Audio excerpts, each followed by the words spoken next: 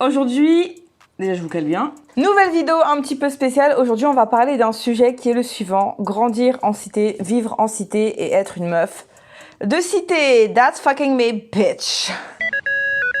Alors, pour commencer, je m'appelle Annabelle, pour les gens qui ne me connaissent pas, j'ai 25 ans et j'ai créé un podcast qui s'appelle On est là, le podcast, tout ce qu'il y a de plus simple sur Spotify et toutes les plateformes. Et le but, c'est de le dédier aux meufs de cité. Qu'est-ce qu'elles font de leur vie, quelles sont leurs passions, quels sont leurs objectifs de life, que font-elles, qui sont-elles, bref. Je fais place, tout simplement. Moi-même, j'ai grandi en cité jusqu'à mes 18 ans. Dieu merci, je suis baptisée avant parce que vraiment, c'était mon rêve de partir. Je vis toujours dans une barre de HLM. Juste, je suis partie de ma cité initiale. Mais quand même, c'est une petite avancée, ok? J'ai grandi jusqu'à mes 18 ans, j'ai encore ma famille qui vit là-bas. Comment dirais-je? Mes parents ont eux-mêmes vécu là-bas. Mon père y a grandi de toute sa vie. Mes grands-parents y vivaient avant, logique. Donc voilà, c'est une sorte de famille, cette histoire, ok? Moi, j'ai jamais parlé de ce sujet sur ma chaîne YouTube parce que j'avais trop peur d'être stigmatisée, d'être jugée, etc., etc. Par contre, sur Instagram, comment j'en ai full parlé? Pouf! Alors là, j'en ai parlé. Déjà, je parle trop sur Instagram. Vous ratez seulement, venez sur Instagram. Dans cette vidéo, je vais répondre aux clichés sur les cités avec mon expérience, mon vécu, ma vie. Ok, je suis une personne, une entité différente. Je suis dissociable et dissociée de tout le monde. Je ne suis pas le porte-parole des femmes de cité. Je ne suis pas le porte-parole des cités de France. Du sud au nord, de l'ouest à l'ouest, les choses sont différentes, les ambiances sont différentes, les quartiers sont différents d'une ville à l'autre aussi. Donc je ne suis la porte-parole de rien du tout, moi je parle de mon vécu, de mon expérience. Et justement, par exemple, le but de mon podcast, c'est de montrer la diversité justement, de personnalité, d'avis, de points de vue, de ressentis, de vie, d'objectifs, de réussite. Le but, c'est justement de montrer à quel point on est tous hyper différents. Donc logique, si j'ai pas la même réponse que tout le monde. Et si vous êtes concerné par le sujet, n'hésitez pas à répondre aux questions également. Qu'est-ce que ça veut dire une cité déjà? En France, une cité, c'est un ensemble de bâtiments qui n'ont pas coûté très cher à l'État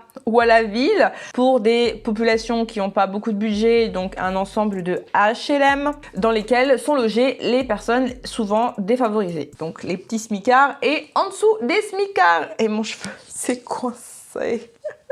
Question numéro 1. Est-ce qu'il y a de l'insécurité dans les cités? Alors déjà, le mot insécurité, je le déteste. Parce que c'est un mot de BFM TV, ce mot ne veut rien dire. Insécurité par rapport à qui? Par rapport à quoi? De quoi a-t-on peur? De qui a-t-on peur? Non, parce que... ça, c'est la vraie question. Parce que quand BFM il dit insécurité, je crois qu'il nous pointe du doigt à nous. Toute la population qui vit déjà là. Insécurité par rapport au reste de la société, pas par rapport à nous, entre nous. Hein. C'est pas ça le propos, je crois. Hein. Alors, pour vous expliquer un petit peu, moi, mon enfance merveilleuse, oui, dans les cités, il y a des problèmes sociaux parce qu'il y a de la pauvreté, parce qu'il y a des gens qui galèrent, etc. Par contre, entre gens de quartier, en général, il n'y a pas vraiment de problème. Ou alors des problèmes d'humains. Hein, c'est pas lié spécialement à la population en particulier. C'est lié à des problèmes, je sais pas, de voisinage, des embrouilles entre gens, des disputes de vieux, enfin voilà quoi, la vie de vie quoi, quelque part. Moi personnellement, j'ai jamais ressenti d'insécurité vis-à-vis des gens qui vivaient avec moi. Après, est-ce que les gens qu'on vise quand on dit insécurité, c'est pas justement moi et ma famille? Faut pas vous dire. Moi, personnellement, j'estime avoir grandi dans une forte sécurité, au contraire même dans un cocon dans mon existence, dans mon enfance de cité. Tout simplement parce qu'il y avait un fonctionnement très simple qui était le suivant.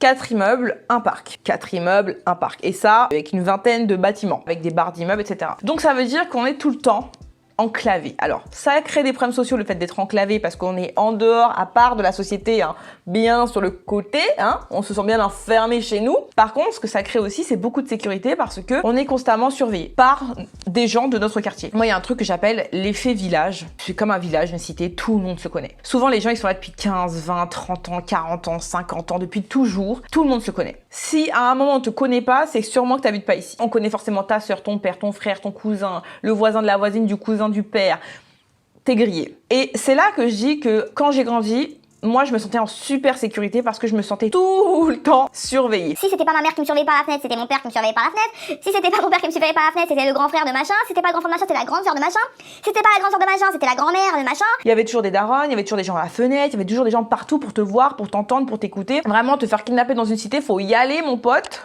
Parce que quand je vous dis que les gens sont des caméras de surveillance, les gens sont des caméras de surveillance. T'as 4 immeubles de 4 étages qui te guette, il t'arrivera rien. Pour moi, par exemple, Paris, dans son entièreté, c'est quelque chose qui me fait beaucoup peur parce que justement, on retrouve pas les gens. Si demain, on me frappe dans la rue, si demain, on me vole mon sac à Paris, je connais pas les gens. Et je sais que si je demande à la personne qui est témoin de l'agression, la personne ne connaîtra pas non plus cette personne. Dans mon quartier, une fois, on m'a volé mon vélo, et quand je dis volé, c'est qu'on m'a pris mon vélo pour faire des tours dans le parc devant chez moi. Mon père, en 5 secondes, mais quand je vous dis en 5 secondes, il était déjà dehors sur le balcon en train de dire « Toi, tu rends le vélo, tu te casses, je connais ta mère, je connais ton père, je connais ton prénom, je peux retrouver ton daron en 5 secondes, tu lui rends le vélo. » Et c'est ça que j'appelle l'effet village. Dans un village, si demain tu te bagarres, tu peux être sûr que tout le monde sera au courant. S'il y a un nouveau qui vient foutre la merde, tout le monde saura ton prénom. C'est même pas possible de faire autrement. Il y avait un côté aussi où, du coup, on a pu être libre très jeune. Très petit, on allait déjà dehors. Enfin voilà, à 9 ans, t'étais déjà en train de poser au parc sans tes parents, parce que tes parents, ils sont dans l'appartement, parce qu'il y a toujours des darons dehors que tu connais, que machin connaît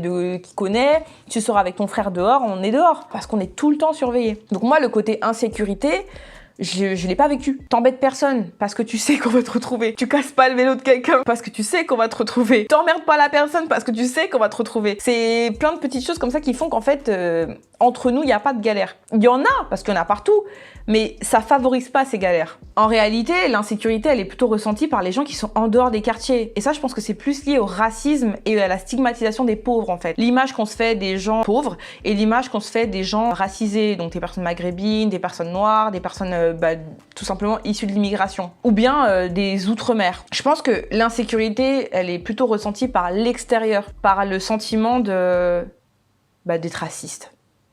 C'est mon avis, évidemment. Par contre, par exemple, oui, on m'a dit quand j'étais plus jeune, va pas trop dans ce coin-là, traîne pas plutôt de ce côté ici, reste dans le parc, va pas là-bas, va pas ici. S'il y a la police, tu cours pas. S'il y a la police, tu parles calmement. S'il y a la police, tu paniques pas, des choses comme ça. Par exemple, le va pas ici, va pas là-bas, c'est quelque chose qui était plutôt lié au fait que je sois une fille et qu'on s'inquiétait du fait que je sois une fille. Je pense que j'aurais vécu dans n'importe quel quartier ou dans n'importe quel coin de ville, on m'aurait dit les mêmes choses. Et pour la police, c'est plutôt lié au fait du faciès, voilà, et du quartier dont on vient. La police se permet des choses avec les jeunes des quartiers qui se permettent pas avec d'autres jeunes. Quand ils arrivent dans les quartiers, du fait des stigmas et de ce qu'ils peuvent se permettre au vu de nos statuts et du fait que en fait on va rien pouvoir faire entre guillemets, en tout cas d'un point de vue juridique, ils font les cow-boys. Et là on ressent de l'insécurité vis-à-vis de la police. Ça, par contre, ouais, je suis assez d'accord. En tant que femme, est-ce que c'est plus compliqué ? Je trouve pas. C'est comme partout. Alors oui, le patriarcat est présent dans les cités. Oui, le sexisme est présent dans les cités. Si on prend l'exemple des cours de récré où les garçons prennent plus de place, par exemple, dans les city-stades, c'était les garçons et c'était pas nous, quoi. Sur les terrains de foot aussi, ou même n'importe où dans le parc, ils prenaient plus de place et ce genre de choses. Et ça, c'est pareil, c'est partout. C'est dans tous les parcs, de toute la France, de toutes les écoles. C'est un problème sociologique, c'est un problème étatique, c'est un problème mondial. Et personnellement, j'ai jamais été embêtée plus dans mon quartier qu'ailleurs. C'est encore une fois, c'est que mon avis. Si vous avez eu d'expériences différentes, n'hésitez pas à le dire dans les commentaires. Moi, j'ai jamais été sifflée, draguée, harcelée par des mecs de mon quartier. Pour le même effet village, c'est tu chies pas où tu dors parce que sinon, ça va puer la merde. T'embêtes pas les filles de ton quartier parce que tu sais que elles ont des frères, des pères, des mères, des sœurs. Eux-mêmes connaissent ta mère, ton père, tes frères, tes sœurs. Et donc, t'évites de foutre la merde parce que tu sais que ça va te retomber dessus à un moment. Il y a aussi beaucoup de respect dans les quartiers, hein. Faut pas croire, hein. On a vraiment des espèces de trucs de statuts sociaux, de les daronnes, les les grand-mères, mais c'est une mamie, c'est un papy. Il y a beaucoup ce truc de mais c'est un monsieur, mais c'est une madame, c'est une fille. Je trouve qu'il y a quand même beaucoup ce truc-là et personnellement, du coup, c'est ce qui a fait que je me suis jamais sentie hyper sexualisée, draguée au sein de mon quartier. Tous les problèmes que j'ai eu avec des hommes, c'était toujours en dehors. Toujours. Et Paris, pour ça, c'est l'enfer. Parce que pour moi, ce qui crée ce problème social de harcèlement de rue, de harcèlement des femmes dans les espaces publics, c'est encore une fois la promiscuité humaine, le fait de ne pas être retrouvé, le fait de pouvoir foutre la merde quelque part et de partir en courant et on ne te retrouvera jamais. Ce qui n'est pas possible dans les quartiers, par exemple. Est-ce que les cités, ça fait tourner mal ? Est-ce qu'on finit voleur ou dealer ? Alors, oui et non. Non. Parce que, encore une fois, les médias aiment beaucoup mettre en avant le tout petit pourcentage de gens qui vont dealer ou casser des trucs ou voler des trucs. Ceux qui ne représentent pas du tout la réalité des choses. Je pense qu'il y a plus de femmes de ménage, d'aides-soignantes, qui sont employées dans les communes, qui participent littéralement à la vie active de la société, qui font tous les tafs ingrats que personne ne veut faire. Des jeunes qui étudient énormément pour sortir de leurs conditions sociales. Je pense qu'il y a plus de gens comme ça que de gens qui dealent ou qui volent. La deuxième chose, c'est le stigma qui pèse sur les dealers en France. On a ce truc de le lacostéine qui deal, le vendeur de shit, nanana. En gros, c'est tous des merdes, c'est des ratés, ils avaient qu'à pas mal tourner, nanana. Souvent, c'est des populations qui sont extrêmement négligées. Moins de moyens, moins de soutien, plus de stigmates, plus de discrimination à l'embauche, plus de discrimination pour les études, plus de difficultés. Bref, en gros, c'est un peu comme si tous les jours je te disais t'es qu'une merde, tu vas rater ta vie. Du coup, je te donnerai pas d'argent, je te donnerai pas de soutien, je te donnerai rien du tout parce que tu vas rater ta vie. Et puis après, je m'étonne que t'aies raté ta vie. Bah, je te l'ai dit toute ta vie que t'allais rater ta vie, donc bah ouais. Je vais pas m'attendre à ce que tout d'un coup tu deviennes une petite fleur. Bien sûr qu'il y a des gens qui finissent dealers, mais parce que la société leur crache à la gueule, l'État leur crache à la gueule, les médias arrêtent pas de montrer une image pourrie d'eux. Mais même quand ils essaient de faire des études, on les voit comme des dealers. Quand des noirs de banlieue essayent de faire des études, on leur dit quand même, ah t'es un noir de banlieue. Bah attends, gros, j'essaye de faire autrement, t'arrives quand même à me stigmatiser, à me dire j'aurais pas de taf, t'arrives à me faire abandonner. Pourquoi j'essayerais? On en a vu combien, nous, des gars qui ont voulu faire des études et qui ont raté parce qu'on leur a dit t'es noir, laisse tomber. Nous, on voit pas d'avocats qui nous ressemblent, de magistrats qui nous ressemblent, de juges qui nous ressemblent, de présidents qui nous ressemblent. Et on devrait faire une force d'imagination incroyable, intersidérale, qui existe même pas. On devrait en créer une de toutes pièces comme si c'était réellement atteignable et pas devenir dealer, genre. Je dis pas que il faut devenir dealer, qu'on s'entende. Par contre, je dis, ne vous attendez pas à ce que des gens aient un autre destin si c'est le seul destin que vous leur laissez atteindre. 2, si vous jugez les dealers de shit, vous avez intérêt à juger, à stigmatiser et à épingler tous les vignerons, tous les vendeurs de champagne, tous les vendeurs de vin. Non, parce que juste 2 secondes, hein. Le vin, l'alcool, c'est de la drogue. Ça tue des gens, ça détruit des familles, ça détruit des vies, hein. C'est pas une invention du shit, ça, les gars. C'est pas une invention des dealers. Mais non, parce que eux, c'est des immigrés, vous comprenez? Eux, c'est des pauvres. Donc eux, prison, ils prendront plus qu'un pédophile. Par contre, eux, c'est la culture française. C'est le patrimoine. Alors ça va. Voilà, je vous laisse méditer là-dessus. J'espère que ça vous fera réfléchir. Parce que vraiment, penser que des jeunes de quartier se mettent à dealer pour le fun, pour le kiff, en mode c'est de l'argent facile, alors que littéralement, ils risquent leur vie, ils risquent la prison à tout moment. Vous croyez vraiment que les gens, ils font ça pour le kiff, putain?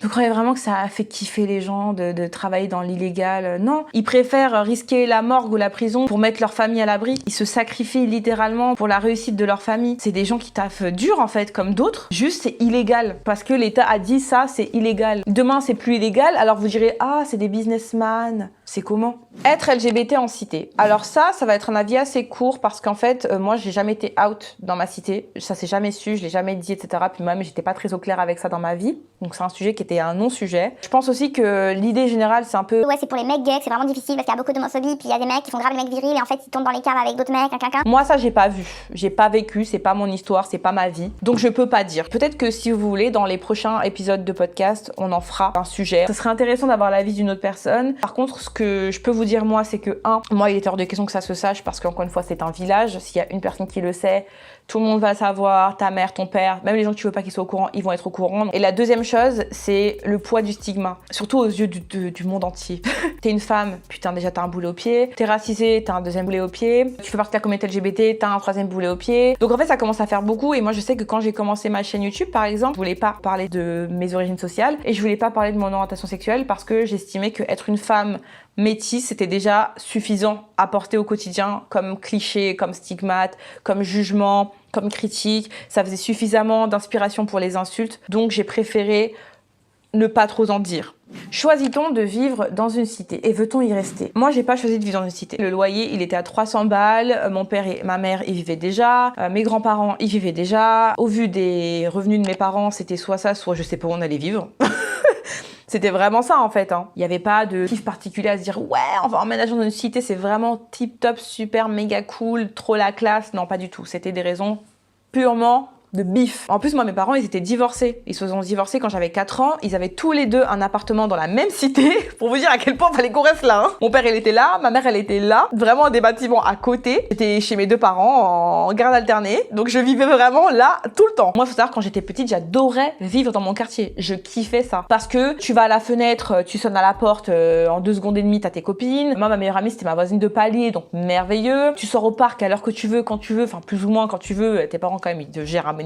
Tu vis ta best life. L'été au quartier, super. Les fêtes de quartier, génial. T'as toutes tes copines, tu connais tout le monde. T'es trop en sécurité parce que tout le monde connaît tout le monde. C'est la best life. C'est la best life quand t'es petit, vraiment. Même avec le recul aujourd'hui, j'aurais pas aimé vivre ailleurs, je pense, vraiment, en étant petite, vraiment. À part peut-être à la campagne, dans une maison, etc., tu vois. Mais encore, on vivait entre gens pauvres, en fait, donc il y avait pas de stigmatisation de la pauvreté, tu vois. On était entre nous, pareil, il y avait beaucoup de personnes de plein d'origines sociales, des blancs, des noirs, des maghrébins, il y avait tout le monde. Il y avait vraiment une diversité de fou. Pas de racisme, pas de discrimination, vas-y, il y avait des petits trucs de merde, mais on était dans notre bulle, on était là où on devait être, entre guillemets. C'est en grandissant que ça a commencé à devenir invivable. Parce que là, j'ai commencé à sentir l'enclavement. J'ai commencé à me comparer à d'autres gens. J'ai rencontré des gens au collège qui avaient des maisons, des jardins, qui habitaient dans des coins super calmes, sans bruit d'autoroute derrière, tu vois. T'as des endroits comme ça où eux, ils entendent pas leurs voisins parler.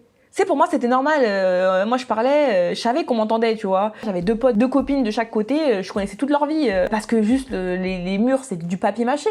Le fait de voir tous les jours les mêmes briques rouges en boucle, toujours les mêmes briques, tout le temps les mêmes putains de briques, le même parc, voir toute la vie, les mêmes gens, des familles, la grand-mère, la grande, tu vois tout le monde, tu vois tout le temps les mêmes gueules, t'avais tout le même endroit depuis 18 ans. Encore moi j'avais de la chance, mon père il nous emmenait un petit peu en vacances, à la campagne, on voyait du paysage, tout ça quand même, tu vois, j'avais des parents qui étaient quand même investis pour faire des trucs cool, tu vois. Mais à un moment, moi, je l'ai vomi le truc. Vraiment, je l'ai vomi, j'en pouvais plus, je pouvais plus me voir cet endroit, je pouvais plus l'entendre, je pouvais plus le vivre. Du coup, ouais, là, j'ai commencé à sentir la barrière sociale aussi. Je connaissais personne qui avait fait des grandes études, je connaissais personne qui avait eu des carrières de fou, je connaissais personne qui était connu, je connaissais personne qui avait de l'argent. Dans mon quartier, tous les gens avec qui j'ai grandi, ils étaient là depuis déjà des générations, il y a personne qui s'en était sorti, comme on pourrait dire. J'avais vu tous les coins de mon quartier, j'avais entendu l'autoroute 400 fois, j'étais allée chez toutes mes copines. Ça y est, j'en pouvais plus. Et en plus, moi, je me sentais enfermée, j'avais envie de voir le monde, j'avais envie de voir plus grand, plus loin. Je rêvais d'une autre vie, mais je me disais, mais qui je connais, qui je vois là, comme ça, de connu ou qui a réussi, de visible en fait, qui est parti de là où je suis partie, et qui est quelqu'un aujourd'hui. Quand je dis quelqu'un, c'est vraiment dans le sens très capitaliste du terme, très même superficiel du terme, mais c'est comme ça quand on est petit, on cherche les stars, tu vois. Et moi là, j'ai commencé à me dire, je vais jamais réussir. Mais pas dans le sens où je vais rien faire, non, je me disais, mais je vais tout faire pour y arriver, hein. Mais j'ai pas de preuve que ça va marcher. Quand j'ai commencé ma chaîne YouTube, je l'ai commencé en me disant, on verra. Tout ce que j'ai commencé, je l'ai commencé en me disant, on verra, mais j'espère. Et je vous dis, quand j'ai commencé YouTube, je parlais pas de ma vie, en fait. Je montrais pas, je voulais surtout pas que ça se sache, fallait pas que ça se sache. Toutes les autres filles, à l'époque, c'était beaucoup des hauls, c'était des meufs, elles avaient des belles vies, elles vivaient dans des maisons, elles faisaient des hauls tout le temps. Moi, j'achetais des gels douche, j'accumulais des affaires sur des mois et des mois pour faire des hauls. Voilà, c'est la comparaison qui commence à s'installer, en fait. La frustration. Tu vois, tu commences à comprendre l'enclavement, les barrières mentales aussi, beaucoup. Puis être pointé du doigt par les médias, être moqué aussi, beaucoup moqué. Les meufs de cité, elles sont grave moquées. Personne ne connaît l'entièreté de leur vie. On est grave moqués. Ah, les meufs du 9-3, ah, les meufs du 9-4, ah, elles, c'est des comme ça, elles, c'est des chicheuses, ah, elles, c'est des bonhommes, elles sont tout en jogging, elles parlent mal, elles sont agressives, nan. T'as pas le droit d'avoir une identité, en fait. Là, tu dis que tu viens de tel endroit, on te dit, ah, alors la cité, qu'est-ce que tu dis? Tu vois, tu commences aussi à gommer tes tics de langage, à te dire qu'il faut pas que ça s'entende, faut pas que ça se voit, faut que tu gommes ton accent de quartier. Tu sais, t'avais même pas conscience d'en avoir un d'accent de quartier, toi. Un jour, on te l'a dit, t'as dit, ah bon, je parle comme ça, moi. Les gens, ils t'imitent, t'es en mode, moi, je parle comme ça, moi. Le truc aussi de te dire que là où tu vis, si tu le mets sur ton CV, c'est mort pour toi. Puis le manque de perspective d'avenir aussi. Le manque d'exemples de réussite. Donc c'est plein de choses comme ça qui mettent plein de barrières mentales et j'en veux plus en fait de tout ça. J'en veux plus. Et quand je vois tous les rappeurs qu'on en fait une force et qui aujourd'hui capitalisent dessus, en vrai ça me fait grave plaisir dans un sens, tu vois. Pourquoi pas nous? Parce que nous, on nous prend nos codes toute l'année, mais quand c'est nous qui le faisons, on est des vieilles meufs, on est des schlags, on est des bolos. On est des beaufs, on est des je sais pas quoi. Ça casse la tête. Faites-nous de la place, les gars. On a trop de trucs à offrir. Vrai de vrai. Et c'est pour ça que j'ai créé ce podcast. Moi, je veux vous montrer comment on est stylé. Et je veux pas vous montrer qu'à vous, je veux le montrer à tous les gens de quartier, je veux le montrer à toutes les meufs. Je veux que les meufs qui me ressemblent puissent se dire, moi j'ai un exemple palpable de réussite. Elle vient de tel quartier, elle vient de tel endroit, regarde où elle est maintenant. Là où moi j'étais complètement freinée dans ma tête, j'ai envie qu'il y ait des meufs qui se disent, moi aussi je vais faire comme elle, ou pas comme elle, mais je sais que je peux arriver à tel endroit. Et le podcast c'est ça, c'est plein de meufs, vous allez voir, elles sont stylées, elles sont intelligentes, elles ont plein de trucs à offrir, elles sont marrantes, elles sont créatives, c'est des bêtes de meufs. Il y a ma mère dans le podcast. Et toutes ces meufs, elles peuvent inspirer tout le monde. Féminisme, cause LGBT, peu importe. Des meufs qui partent d'encore plus bas que vous, elles font des choses encore plus grandes, tu vois. On pète le score. On est quelqu'un. Et j'espère que ce podcast, il aura une longue vie et que je pourrai vous montrer encore à 1 milliard de meufs trop cool. Et j'espère qu'il y a des petites meufs derrière l'écran qui se disent, waouh, trop stylé, nous aussi, on fait des trucs, nous aussi on sait faire ça, et tout. C'est peut-être un peu prétentieux, mais j'ai envie d'être inspirante. Voilà, j'espère que cette vidéo vous a plu. Sur ce, je vous fais de gros bisous et je vous dis à bientôt. Bye.